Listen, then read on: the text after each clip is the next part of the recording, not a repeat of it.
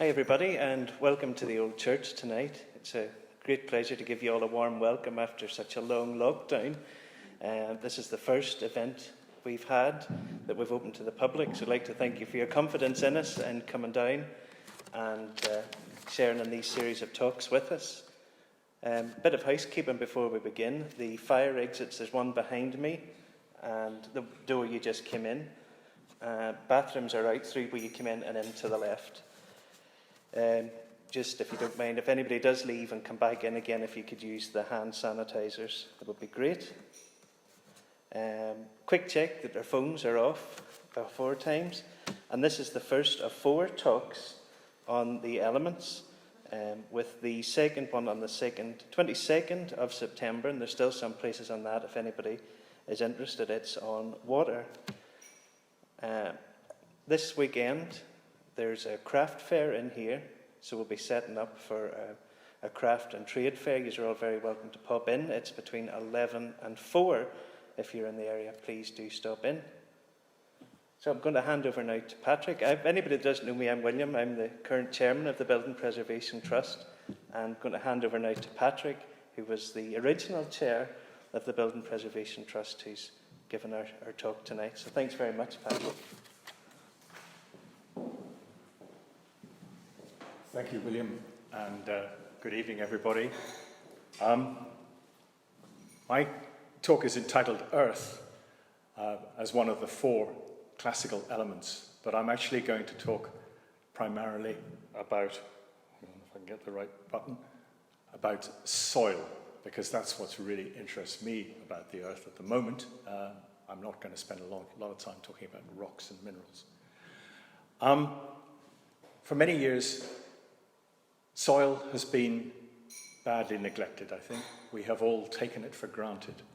And I'll get this right in a minute, as Professor David Montgomery, who's written a wonderful book called Growing a Revolution about bringing our soils back to life, says, among the classical elements of earth, air, fire, and water, earth is the first that consistently gets overlooked or shortchanged in public discourse and policy. This isn't a new point of view. In 1500, Leonardo da Vinci said much the same thing. We know more about the stars overhead than the soil underfoot. And I think even today, there are more astronomers, astrophysicists, and space scientists than there are soil scientists in the world, for example.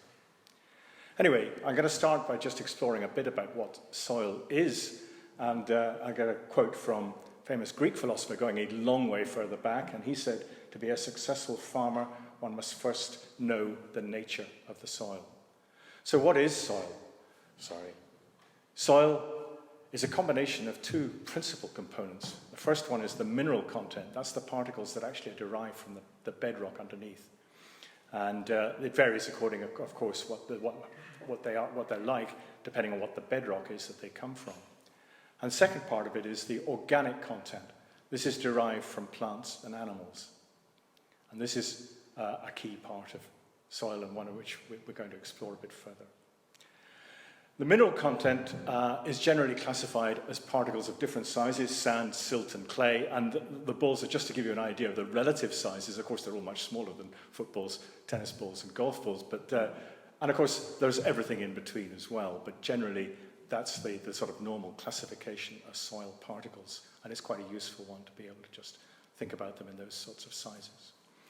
Organic matter consists of a lot more variety. So first of all, you have plant roots, and then you have animals. You have decaying matter, both feces, dead plants, and dead animals. And then ones you can't actually really see, the fungi and the bacteria, which are all very important, as we'll see in a moment.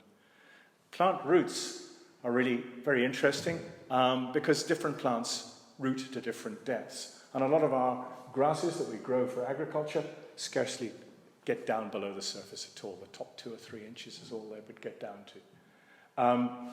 Sunflowers, even a tall plant like a sunflower, doesn't have very deep roots. Some grasses, like cocksfoot, reach deeper down and can withstand drought. But some of our common herbs, this one is the common plantain, which grows everywhere, grows down a very long way. And also others, like this is sainfoin, a member of the pea or clover family.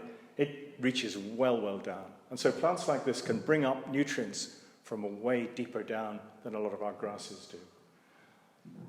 This family, the legumes, the pea family, also have these little nodules growing on their roots.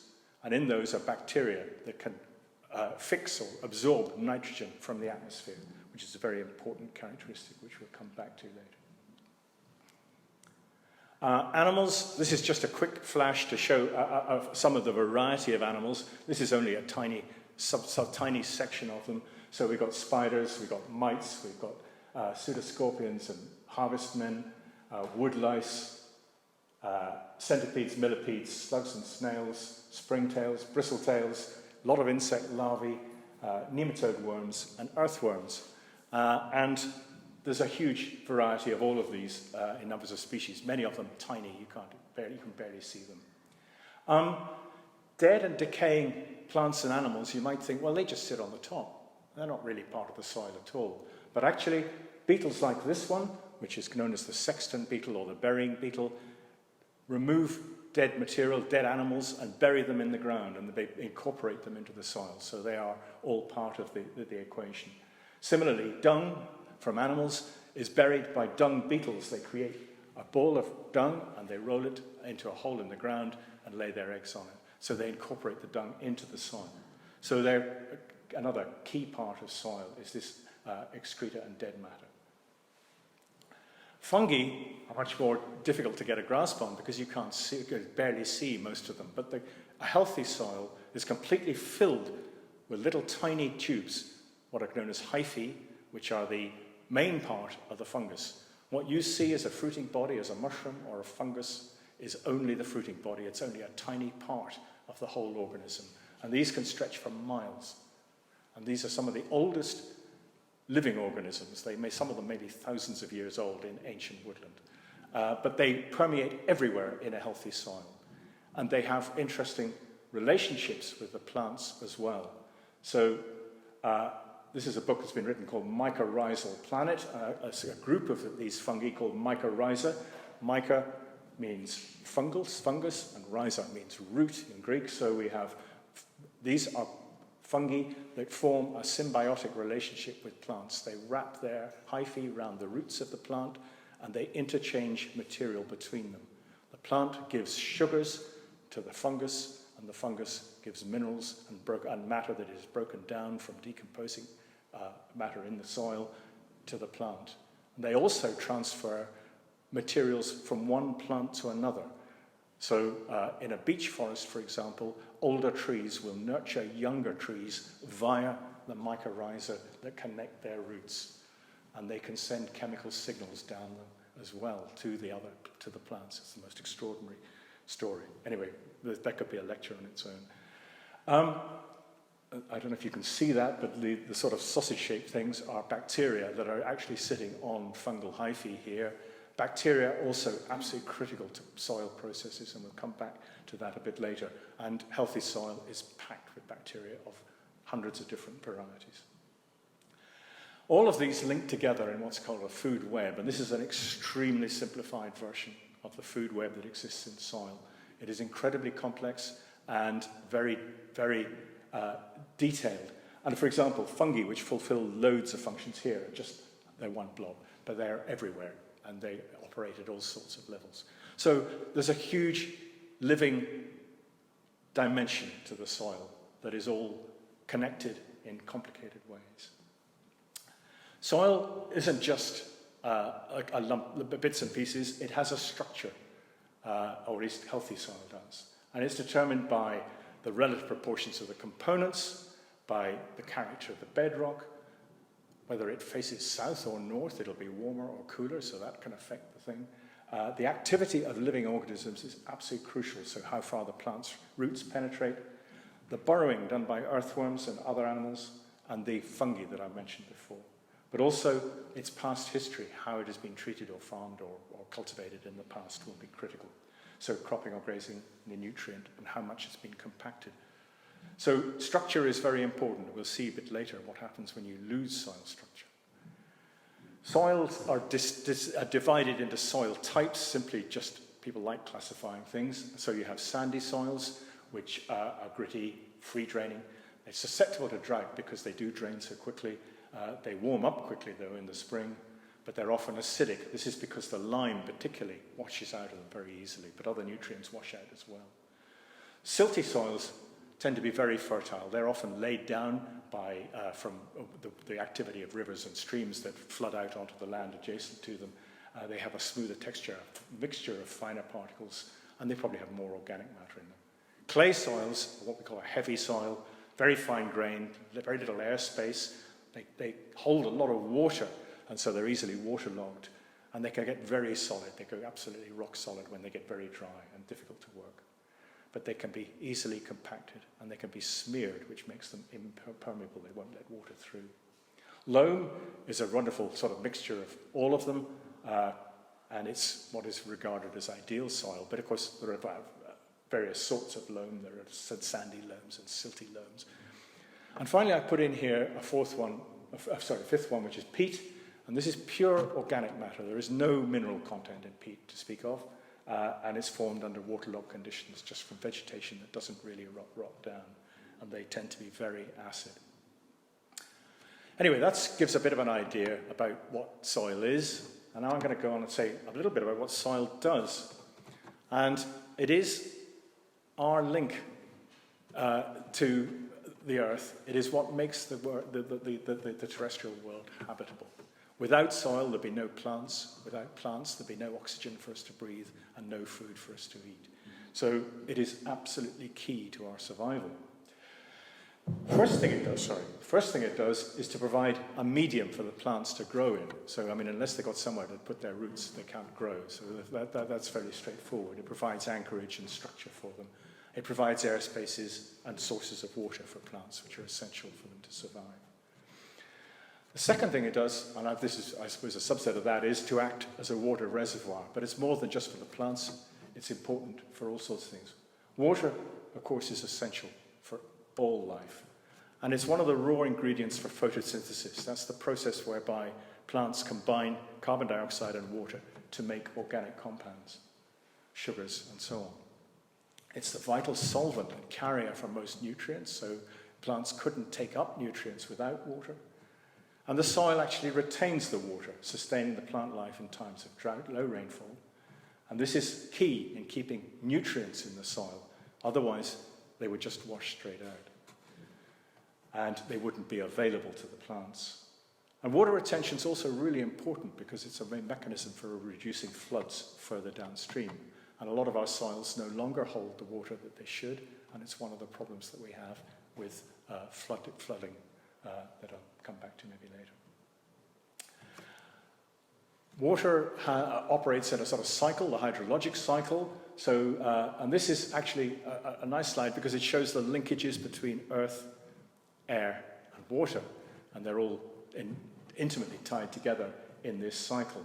So water falls as rainfall from the clouds. It runs off either above or on the surface of the ground or within the soil. It's discharged into streams and rivers. It evaporates from the rivers and streams and from the sea. It also evaporates, or what's called transpiration, from plants. And plants evaporate water to be able to suck nutrients up from the soil. And the soil itself, there is evaporation from them as well. So there's a very strong linkage between all of those, but soil is a critical part of the hydrological cycle. Thirdly, soil provides essential nutrients for plants. The major nutrients, nitrogen, phosphorus, and potassium, but also a whole range of micronutrients, and I've just listed a whole lot there, and that's not everything, but so calcium, iron, magnesium, and so on, and I'll just say a few words about them in a moment, but I'm just going to deal with the others first. Nitrogen. Again, we have a cycle here, and I don't know if you can realize, but this is the soil, so a huge proportion of the nitrogen cycle takes place within the soil. But the key to nitrogen cycle is atmospheric nitrogen. 78% of the atmosphere is nitrogen, pure nitrogen. It's completely inert, and plants cannot take it up in that form. So it has to be converted into nitrates here to get into the plants and to help them to grow.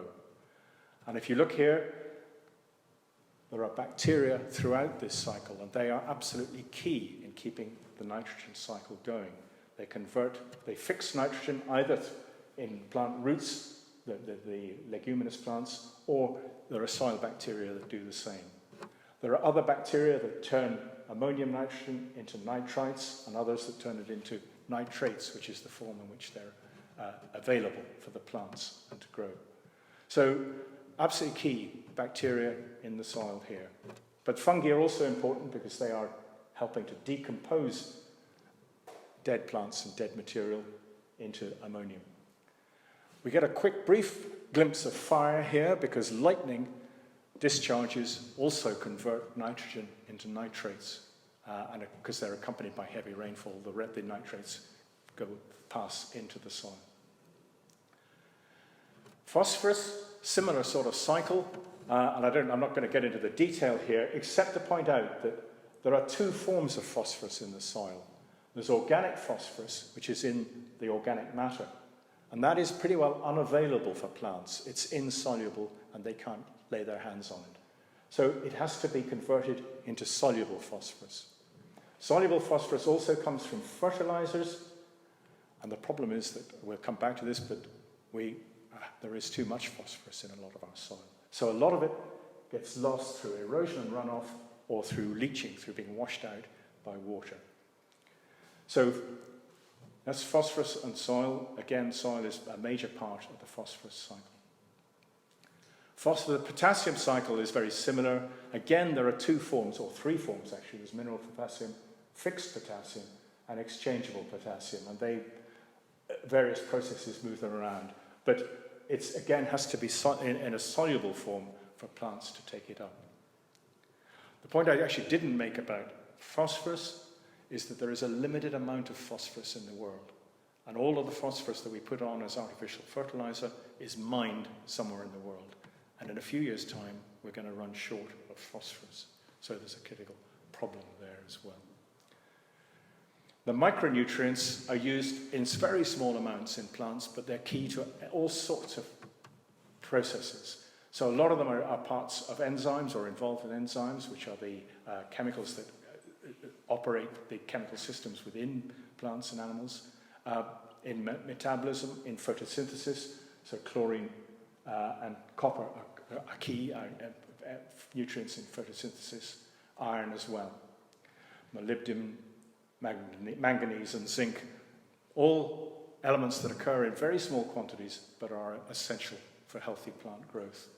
And having access to those is essential for plants, and sometimes we do things to the soil that makes them unavailable. And the fourth thing that soil does is to act as a carbon store, and this is absolutely essential, and I'll come back to it again and again, I think. And I want just to concentrate on the white figures on this diagram. It's not a very good diagram, not very clear. But the figures don't matter actually what the units are, but relatively speaking, stored in these are the carbon stores in different places. In the fossil pool, that means like coal and oil, 10,000 is the figure. Soil is about a quarter of that, 2,300. So that's really significant. Plant biomass, that's the plants that are growing above the ground, 550. And in the atmosphere, 800. So that gives you an idea of how our carbon is distributed. Now, this is a global figure. It covers the whole world. There are loads and loads of soils in the world that hold virtually no carbon. Most tropical soils, most Australian soils, for example, nearly all the carbon is in plant biomass. In temperate climates like ours, most of it is in the soil, and the proportions are much greater. And a very interesting case history, a bit of work carried out by the National Trust at their Wallington estate in Northumberland. So rather similar soils to here in many ways. This is a large estate, 13,000 acres, so this is not just a little tiny sample, and it covers quite a range from arable farms low down to peatland at the top. They discovered 60,000 tons of carbon stored in the above-ground biomass, in the plants and the animals living above the ground. 1.2 million tons of carbon in the soil down to a depth of 1 metre. And in the peat, Some places it was deeper than that, and there would have been more of it. So that's 20 times as much carbon stored in the soil as in plants in our sort of climate. So that's really significant. And one of the problems we'll come to later is that we have been losing carbon from our soils, particularly from arable soils. So we move on to the problems now. Where have we gone wrong? And believe me, we have gone badly wrong with our soils over a very long time now. I'm going to start with a quote from Justus von Liebig, the father of organic and of agricultural chemistry. And he said, "There is no profession which for its successful practice requires a larger extent of knowledge than agriculture, and none in which the actual ignorance is greater." I have to say, this man is also partly responsible for the state our soils are in now, because in his groundbreaking research, he discovered or realized that plants don't get their carbon from the soil, they get it from the atmosphere. And that what limits plant growth is not carbon and organic matter, it is other nutrients, nitrogen and phosphorus and potassium particularly.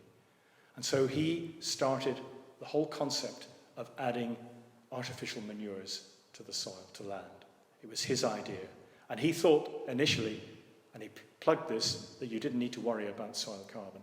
Now, to give him his due, late in his life he realized, too late because everybody picked up his first idea, he realized that he had been wrong and that organic matter was key to soil health. But that was further down the line. Anyway, he was a remarkable man, but unfortunately he got picked up a bit wrong in the end. People have been sounding alarm bells for a while. So in 2014, the United Nations official said that he reckoned that pretty much all of our topsoil could be gone in 60 years. That's because we're not looking after it properly. And even Michael Gove reckons that we're only 30 to 40 years away from eradication of soil fertility in the UK. Now, I wouldn't say that's true in all of the UK, but certainly in southeast England and the arable areas of England, that is the case. So what have we done wrong?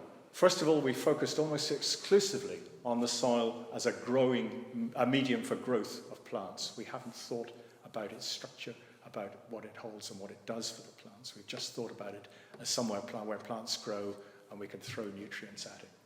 And the consequences of this are a loss of organic matter, a loss of structure, loss of soil permeability, soil erosion, reduced fertility, reduced crop yields, reliance on bagged nutrients, and an increase in pests and diseases. And I'm just going to quickly look at all of those and say a little bit more about them. So the loss of organic matter, this is largely caused by ploughing and cultivating the soil. When you expose partially decomposed material in the soil to the air, you turn it over, you expose it to the air, it starts to oxidize, it sucks in oxygen, and it converts the carbon organic compounds into carbon dioxide, which is then given off and contributes as a greenhouse gas to climate change. And if you go on ploughing year after year, you will gradually lose all your carbon. And organic matter in soils in arable areas of Britain, Europe, North America have been dropping steadily and drastically. This is particularly the case in the fens in eastern England, and some fenland farmers have seen as much as a foot of topsoil disappear during their lifetime. And this slide is fascinating because this is the river that drains out to the sea, this central band of water. This and this are the main drains that take the side drains from the fields, and these are fields of peat, basically. And when this drainage system was first devised, this river was lower than the fields. The fields are now 10 to 15 feet lower than the river. And all this water in these two drainage things has to be pumped up into the river to flow to the sea. These are below sea level, these fields now, way below sea level. And this is what happens when you lose organic matter. This goes down, down, and down. And very soon, these soils, will no longer be fit to cultivate anything. You'll be down to the clay that lies beneath them. Some of them are virtually there already, and people are ploughing them and turning up clay rather than peat already. So that is a sort of awful warning about what happens if you don't look after your soil carbon, because the clay is completely infertile when you get to it. It has no structure, it has no nutrients to speak of. Structure is the next thing that you lose. And this is to illustrate what happens with increasing cultivation going on and other effects of that. And you get a lovely crumbly soil that is porous, that is full of air pockets. And I mean, this looks like it's full of air pockets, but that's simply because it's the way it's presented. But it gets worse and worse. And each of those clods in the very poor structure are almost impermeable. They have virtually no air pockets or air passages in them, and water doesn't percolate through them very easily. So structure gets lost with continued cultivation. And the role of this is where mycorrhizal fungi come in as well, because not only do they act as in this symbiotic way, passing material to and from plants, but they also secrete this is only recently discovered, they secrete this protein called glomalin, which surrounds their hyphae and enables, which tend to be leaky, and it enables them to transport material over long distance. But a lot of it gets out into the soil, and it's a sticky, gooey material, and it binds the soil aggregated into particles. And it stabilizes the spaces in the soil, and it allows air and water to move through the soil. So, once again, I'm saying that the physical structure of the soil depends on its biology, depends on having this organic component, and the fungi are key to it. But unfortunately, ploughing again and again just completely destroys mycorrhizal fungi. There are in frequently ploughed soils, there are no mycorrhizal fungi left. They need to be undisturbed, they need time to establish the relationships and to produce the glomalin. The other problem is, of course, if it's crops that are susceptible to fungal diseases, that they're sprayed with fungicides, which also kill the mycorrhizal fungi. Soil loses permeability as well if it's not looked after properly. And repeated ploughing can create what we call a pan, a layer, an impermeable layer at the depth of the plough. And this tends to be more pronounced in clay soils. I mentioned earlier that they get smeared very easily. And if you plough in wet conditions, you smear the bottom of the furrow and it becomes impermeable. And this, I hope, illustrates what happens. That you've got the topsoil, the dark, with organic matter in it. You've got the subsoil down here, which should be very permeable and should be full of minerals that the plants would like to get their hands on, if you like, their roots on. But there's a layer here, the pan, this white layer, which is effectively completely separating the two. Water does not pass down through the pan, or at least it's very, very slowly, percolates very slowly rather than passing quickly down. Nutrients can't come up through the pan, roots can't penetrate it. And this is a really serious problem. And it's made even worse by compaction, which I'll come to in a moment. Soil erosion is another huge problem. A millimetre of soil across a square kilometre of land is equivalent to 1,000 tonnes of soil. Agricultural fields in Central Europe are losing an average of 200 tonnes of soil per square kilometre each year. Now that adds up to quite a lot over a long period. In North America, the figures are far even worse, much worse, partly because of the crops they grow, partly because of the way they operate in the land form. The fact they plough up and down the hills rather than around on the contour makes it even worse. And it costs the American economy $44 billion a year, the soil erosion. And most of that is all ending up in the Gulf of Mexico as it goes down the Mississippi River. Mississippi River is not so much a river of water, but a river of mud for much of the year.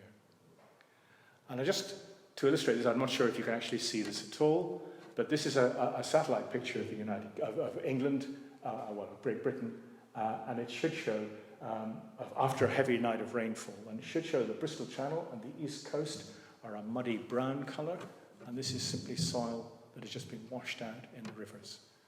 And every time there's a heavy rainfall, if you look at a satellite picture, it has that muddy smear all around the coast, particularly the south and east, the arable parts of England.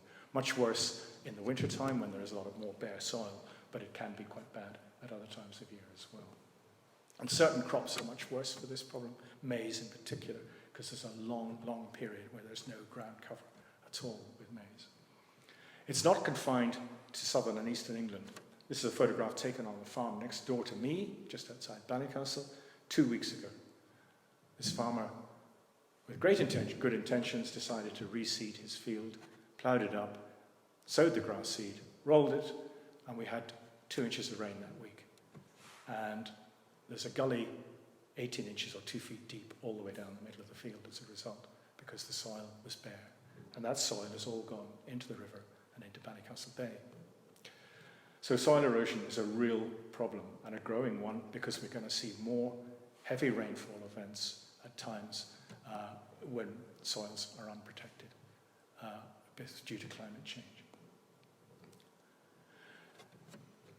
The way we've been looking after our soils has led to reduced fertility. And this is a fairly scary thought, because it took quite a long time for the agricultural revolution to get going and to increase yields. It was increased considerably when they introduced artificial fertilizers. But this productivity gain became very pronounced between the 1950s and the 1990s, following the Second World War. Combination of better use of fertilizers and plant breeding. And so yields grew 2 to 3 times as much as they had been in 40 years, which is quite a pretty amazing achievement. But since the turn of the millennium, it's been apparent that they haven't really increased at all. Soil fertility is dropping faster, or as fast as improvements in plant husbandry and plant breeding can keep track with them. So all the new varieties, all the new techniques are only barely keeping pace with the loss of fertility. And it's because we just go on and on growing the same crops in the same fields. We've become over-reliant on bagged nutrients, particularly nitrogen, phosphorus, and potassium. And the problems here are, firstly, with nitrogen. Nitrogen is produced by a chemical process nitrates in fertilizer are produced by a chemical process from atmospheric nitrogen by the Haber process, a huge industrial process. This consumes between 1% and 2% of the world's total energy. 3 to 5% of the world's natural gas production goes into just doing this. Nitrogenous fertilizers are often not fully utilized by plants because they're put on too much all in one go, and they break down to produce gases, particularly nitrous oxide. It's a greenhouse gas that is 300 times more damaging than carbon dioxide. And we all think carbon dioxide is a problem. Nitrates also wash out because we put on, again, too much into the water, and they cause serious water pollution. First of all, they have a major effect on life in our lakes and rivers. But secondly, they have a major effect on drinking water quality. Lough Neagh is a classic example, surrounded by agricultural land. It is being filled constantly with nitrates. And it is where Belfast gets most, and a lot of Northern Ireland gets most of its drinking water from. And that is why Northern Ireland water is the biggest consumer of electricity in Northern Ireland. Nobody else uses more electricity than Northern Ireland water, because they're trying to clean up the water that comes out of Lough Neagh. Phosphate is also a major problem. As I mentioned earlier, there's only a limited supply of it, and yet we're piling it onto our land like there's no tomorrow. Even though soil sampling across Northern Ireland has shown that 43% of the fields that have been sampled are above the optimum level of phosphorus already. And they don't need any more. They need to have phosphorus removed from them. It's even worse for dairy farms. 50% of them are above the optimum level. And recent work at AFBI has shown that actually we don't need to put any phosphate on average across Northern Ireland. There is no need to put any phosphate on our ground. But yet the fertilizer manufacturers are continuing to produce fertilizers that are full of phosphate. Not only that, of course, all the animal manures that we put out are full of phosphate, which come from the feed that we import from other countries mostly, because we don't grow very much of our own. So the animal feed phosphate is finding its way on. So we're adding more and more phosphate. What I haven't said is that it takes... it in fact has an awful lot of this phosphate then gets washed into our rivers. It causes major nutrient enrichment, impacting on our wildlife in the plants and in the lakes and rivers. And our rivers are getting into, and lakes are getting into poorer and poorer condition. Under the Water Framework Directive, a European directive, we should be aiming for good, high or good status by 2028, I think it is. So far, we've gone backwards. 31% in 2015, 31% in 2018, down from nearly 33% of them in 2015. And since then, it has actually got worse again. And it has recently been shown how strong the relationship between water quality is and the excess phosphate in the soils in that catchment, with some wonderful work looking at soil at phosphate levels in particular catchments. The bad news is that it takes decades, if not centuries, to get rid of all of this excess phosphate. You can still identify medieval settlements by the high levels of phosphate that exist in them.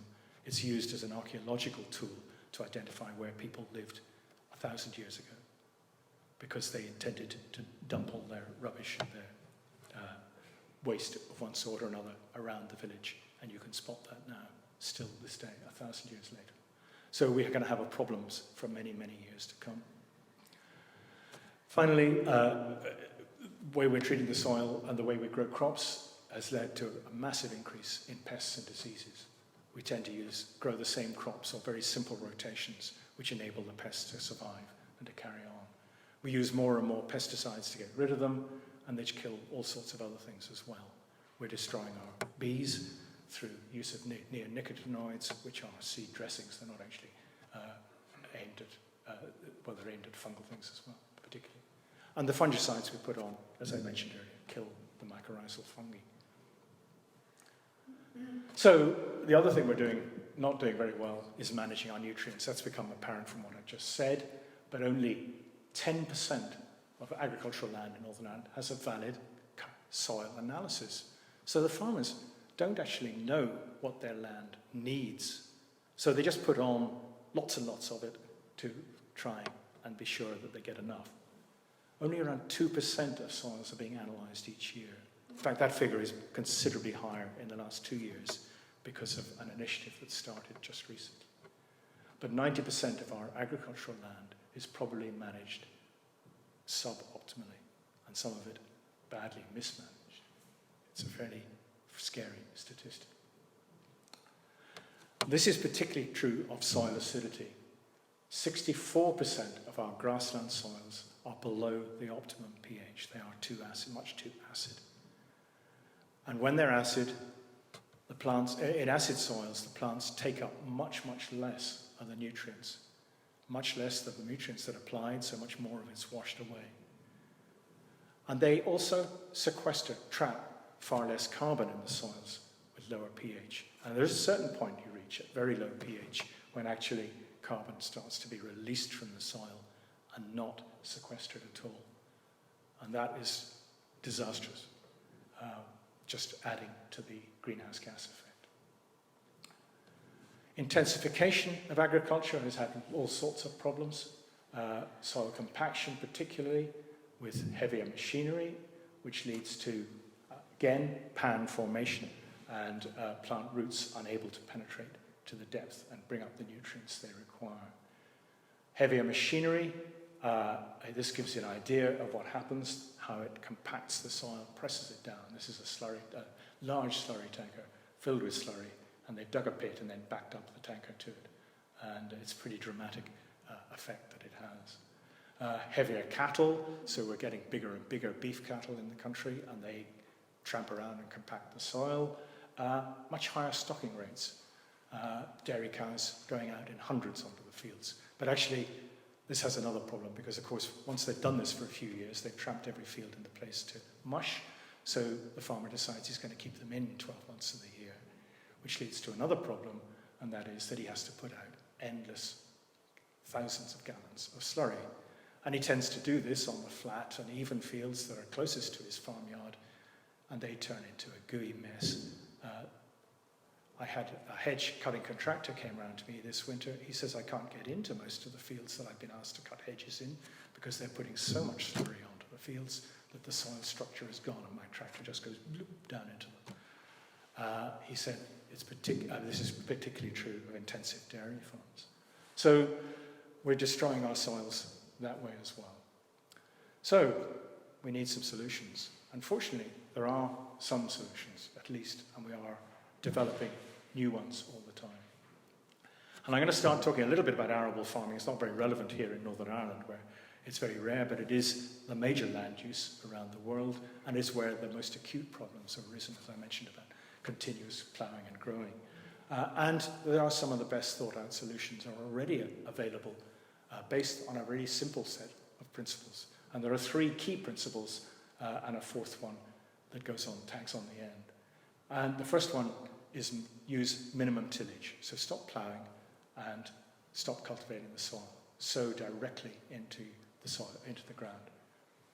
Second one is to maintain ground cover at all times. Don't have bare soil at any time if you can possibly avoid it. Third one is to grow crops in rotation. The more different crops, the better. And the 4th one, which is an optional extra if you like, but actually makes a huge difference to the whole system, is to start introducing livestock into the system. Mixed farming was very much the tradition in the past. It's become a real rarity now, but actually it has huge benefits for soil and for the everything else in it. So looking at this minimum tillage, Northern Ireland was actually a groundbreaker in this, groundbreaker in this. This is a machine called the Moore Uni-Drill, developed by a man called Sam Moore, standing on the right of the photograph, just outside Ballymoney. His works is still there. I don't think Sam's still alive. And this is a group of farmers coming to look at it. Some of you may recognise the young man standing in the middle, Campbell Tweed from down near Ballygally. This was Campbell when he was very young. Anyway, this is an early prototype of the Moore Uni-Drill, which was used to drill straight into uncultivated soil. And, sorry, pressing the wrong button. This is a modern version of the Moore Uni-Drill, and you can see this hasn't been ploughed or cultivated at all, and here it is sowing the seed into it. And it's extremely successful means of sowing seeds, except perhaps in very heavy clay soils where there may be problems with weeds that can only be sorted out by ploughing every few years. Ground cover is also essential, but there is a problem because you tend to harvest your crops in the autumn, and there isn't much of a growing season left. But there are crops that will grow late in the season. This is a thing called forage rape, and there are other members of the cabbage family that can be used similarly. And this has been drilled into the stubble left behind after wheat or barley. And you can see nice, neat rows of it. But of course, you're going to ask me, I know, what are you going to do with it once you've grown it? Well, there are various options. And the first one is to graze it. And sheep, well, you can graze sheep, you can finish lambs really successfully on stubble, on forage rape or stubble turnips, which are another alternative. So that's a one use. In America, they've started looking at other things to do, and they grow the crop right over the winter, and then they go in with a roller crimper like this, and they smash it to pieces, and then plant on top of it. And this is a system where you've got the roller crimpers on the front of the tractor and the seed drill on the back. And this is forage rye, and they're planting the crop, this is probably maize, straight into that, through that.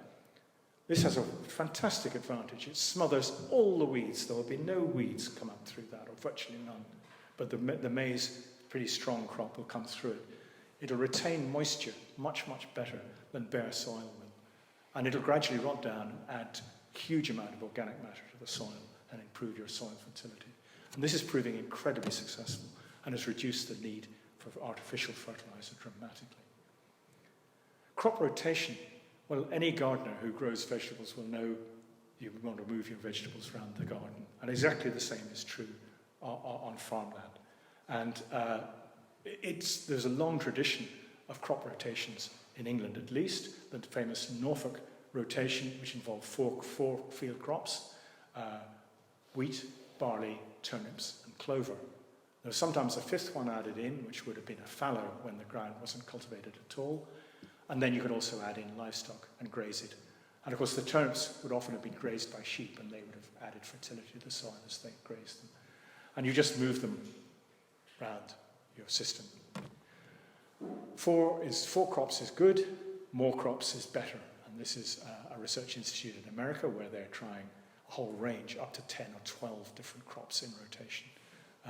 And that works they're getting better and better yields all the time, and less need for fertilizer, less and less need for pesticides.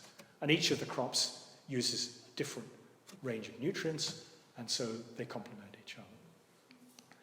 Finally, you can introduce livestock, and this puts grass into the system, but grazing and the animals produce manures, which also add to organic matter. It gives the soil a break as well, in certain ways. So we get a whole lot of benefits from just introducing these, but the key is that you must introduce all those three principles, the first three. If you only introduce one or two of them, you might as well not bother. And that's been the researchers discovered that. So once you introduce all three, the benefits become rapid and dramatic. You get more soil fertility, you don't need to use as much fertilizer. You get fewer weeds, fewer insect pests, so you don't need much in the way of pesticides. You get better soil moisture retention, particularly in drier areas, the American prairies, for example.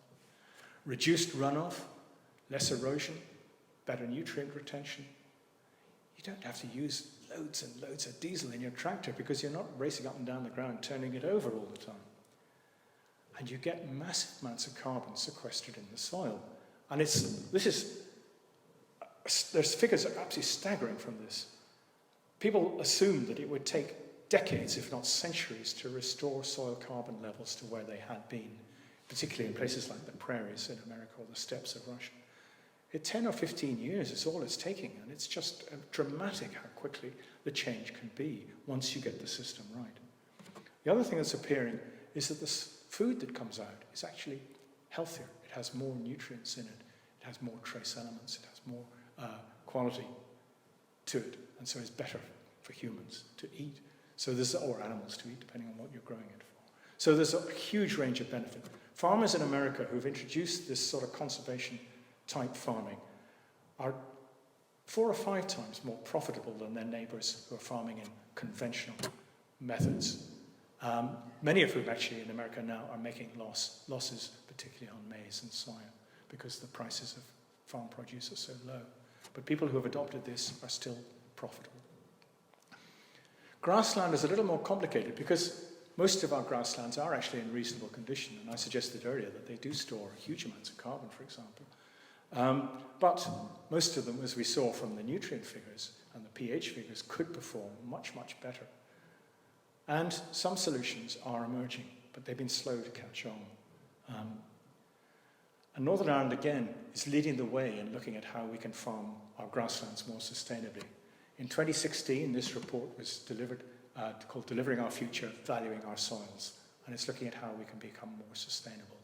This was produced as a sort of annex or an add-on to the agri-food strategy, which was gung-ho, go for growth, intensify everything. This sort of pulled everybody back a bit, this report. And it's got some really interesting recommendations. I mean, I think it could go further, but given the time when it was produced and the sort of climate in which it was produced, I think it was really groundbreaking. It has a range of recommendations. So it recommended that we should sample the soils all the way across Northern Ireland for various range of nutrients. We should correct the pH of the soils because they were badly straying. We should carry out an aerial LiDAR survey of the whole of Northern Ireland. LiDAR is a form of radar, but using lasers from the air, and I'll just say a word about that in a moment.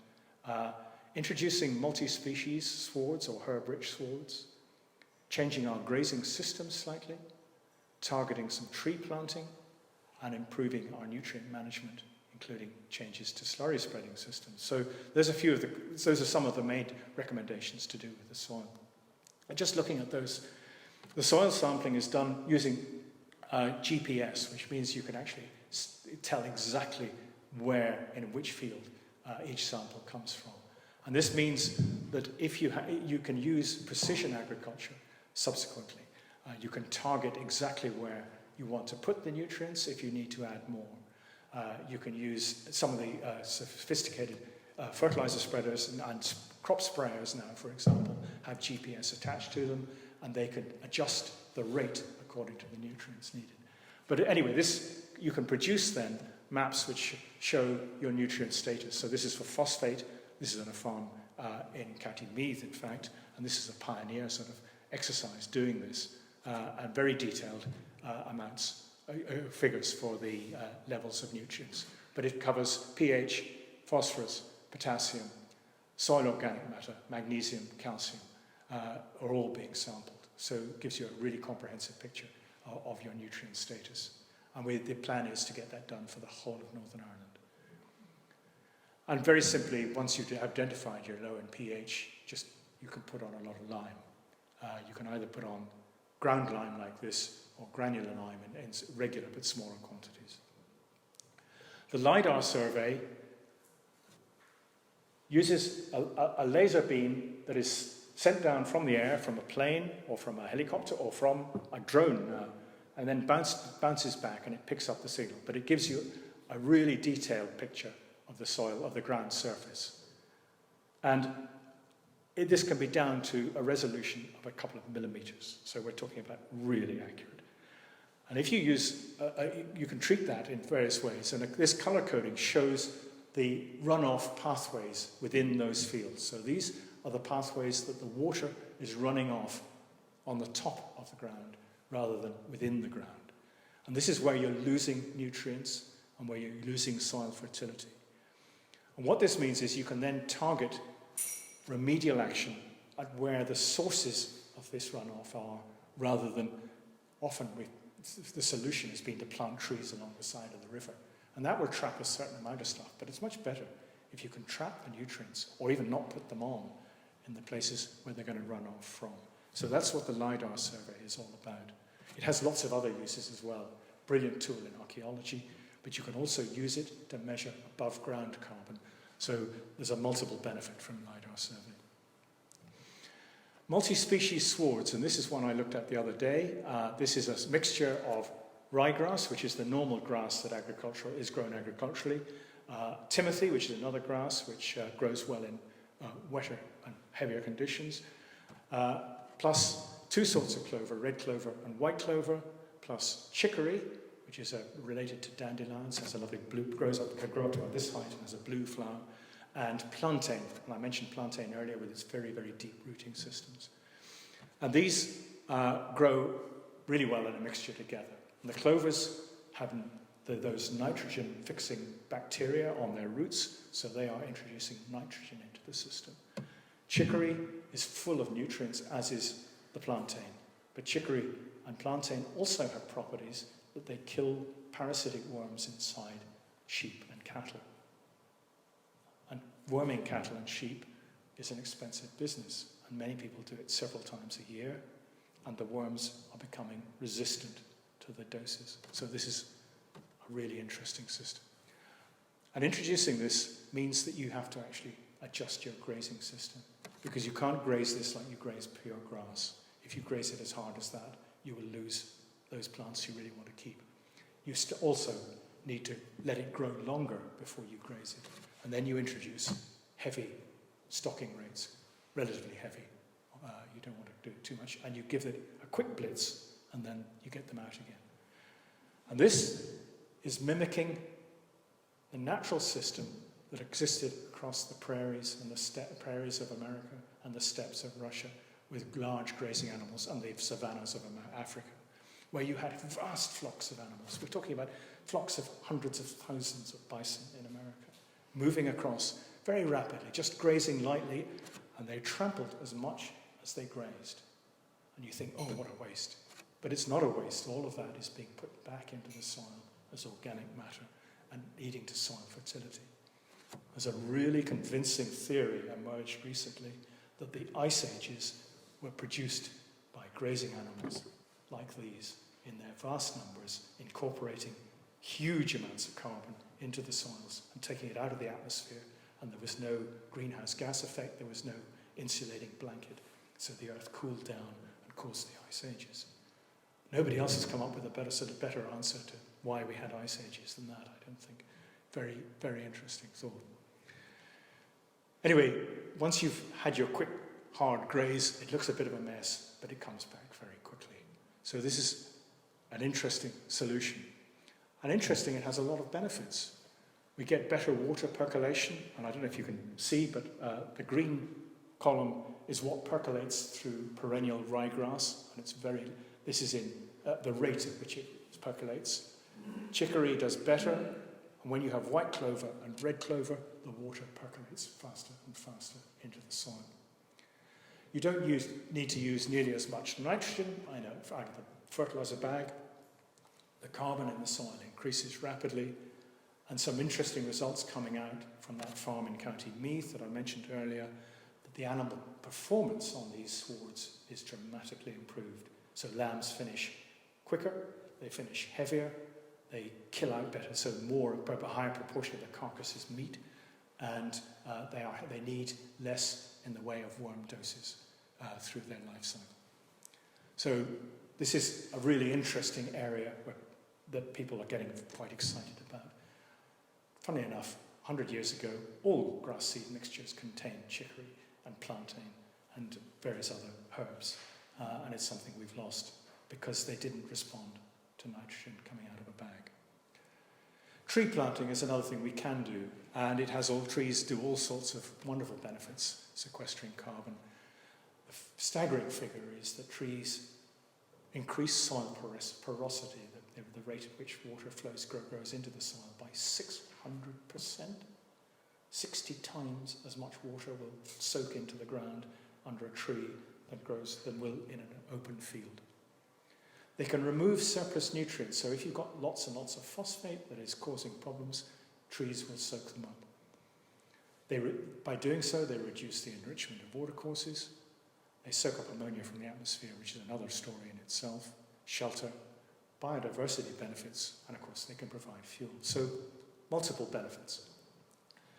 What's key is where you put them. And you can put them along river and stream banks, help to stabilize the river and the stream. I mentioned earlier, where the runoff of nutrients, you can create biofiltration zones below farmyards and septic tank discharges, and you can create biosecurity corridors. But we must be careful that we don't start planting them in places which are other valuable wildlife habitats. Another use or idea, which was recommended in the report, was the use of agroforestry or silvopasture. Agroforestry is, strictly speaking, when you grow crops in among trees. These photographs were all taken here in Northern Ireland at Loch Gull Research Station, where a man called Jim McAdam has been doing experimental work on agroforestry for 25 years, with terrific results. The growth of lambs is just as good in these areas under trees as it is out in the open field. But the grazing season is nearly 2 months longer because that ground is dry and the sheep or even cattle can walk over it for 2 months longer each year if that was just pure grass. And I've walked into that across a field where you go squelch, squelch, squelch, and the moment you step under the trees, the ground is as firm as a rock under your feet. So what they call the trafficability is dramatic. It's quite hard to establish, obviously expensive, and you can only really graze with sheep initially, but when the trees get bigger, you can start to graze with cattle as well. Sorry, I'll get there eventually. I just mentioned slurry spreading techniques. One of the problems with spreading slurry traditionally with what they call a splash plate, where the slurry splashes out over the ground, is vast amount of nutrient is actually lost by evaporation, and the smell is horrible. But also, it all lands just on top of the grass, and it pollutes the grass. You can't graze it initially, but it also forms this sort of quagmire on the soil on the top with repeated applications. And newer techniques involve injection into the ground with no odor, no loss of nutrients, and it's incorporated straight into the soil. Putting slurry on like this also kills pretty well all the earthworms in the soil, especially with heavy applications. Earthworms are essential for aerating the soil and for moving nutrients up and down. So slurry spreading techniques can be changed dramatically, and will be, because this is going to become a legal requirement in the next 5 years. Anyway, that's, I think, is enough from me. I'm just going to leave you with a couple of thoughts from 2 American presidents. Not all American presidents are like the current incumbent of the White House, and some of them have actually had words of wisdom to say. And the first, I've lost it. There we go. The first one, sorry, I'm going to go back, was Thomas Jefferson, the 3rd president of the States. And he said, very wisely, civilization itself rests upon the soil. And he's got it in one. And I get that. Franklin Roosevelt, another great American president, said, a nation that destroys its soil destroys itself. And I think that's a very sobering thought. I'm sorry to leave you with that, but that's the way it is. Anyway. Thank you. Thank Patrick very much indeed. And I think we'd all like to thank him. It's been really, really fascinating.